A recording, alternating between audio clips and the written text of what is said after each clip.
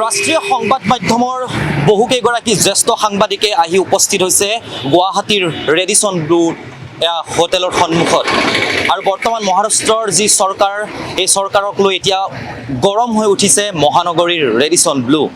আৰু মোৰ সৈতে এই মুহূৰ্তত উপস্থিত আছে জ্যেষ্ঠ সাংবাদিক শ্বেতা সিং, আৰু তেখেতৰ আমি এই যি প্ৰেক্ষাপট, সামগ্ৰিক মহাৰাষ্ট্ৰৰ যি ৰাজনৈতিক প্ৰেক্ষাপট, এই ৰাজনৈতিক প্ৰেক্ষাপটৰ ওপৰত কিছু কথা পাতিবলৈ চেষ্টা কৰিম। कामाख्या देवी पे मैंने अपना मेरा एक शो बहुत पॉपुलर है, अद्भुत अविश्वसनीय अकल्पनीय, वो कामाख्या देवी पर बनाया था।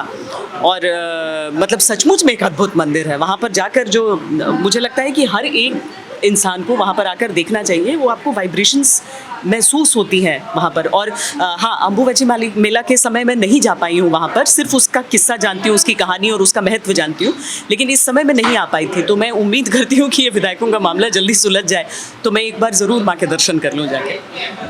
असम में फिर पिछले 7-8 दिन से पूरा फ्लड है। हाँ, तो नेशनल मीडिया में ये मतलब न्यूज़ जितना मतलब नहीं आया। मैं बिल्कुल आपसे अग्री करती हूँ।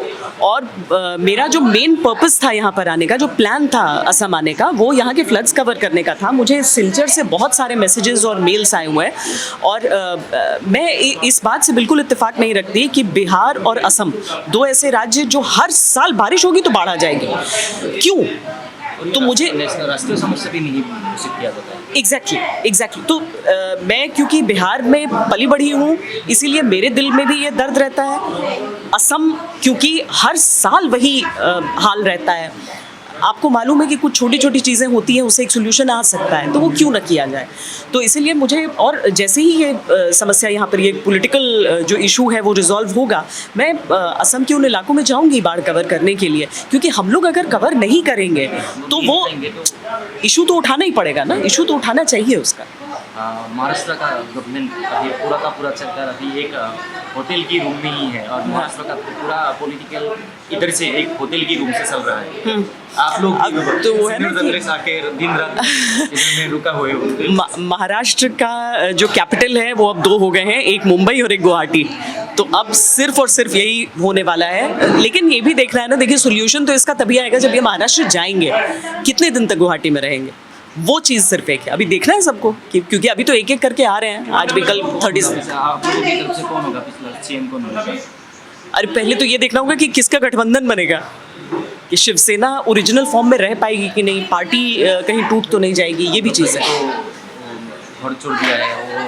हाँ, पर कहा कि हमने लड़ाई नहीं छोड़ी है। हाँ। तो वो कह रहे हैं कि हम लड़ना चाहते हैं, अपने युवा सेना के कार्यकर्ताओं से मिले, बहुत सारी चीज़ें कर रहे हैं। तो मुझे नहीं लगता है कि ऐसे गिव अप करने वाला है कोई। जब क्या लगता है कौन सा राजनीति में कभी प्रिडिक्ट करना नहीं चाहिए, क्योंकि कुछ भी हो सकता है।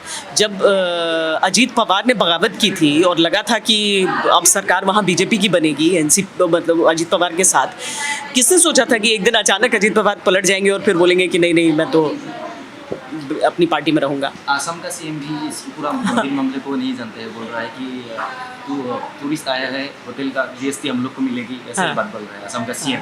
वो तो बोल रहे हैं। अब मंझे हुए पॉलिटिशियन हैं, दोनों बड़ी पार्टियों में, एक में रह चुके हैं, दूसरे में फ़िलहाल हैं।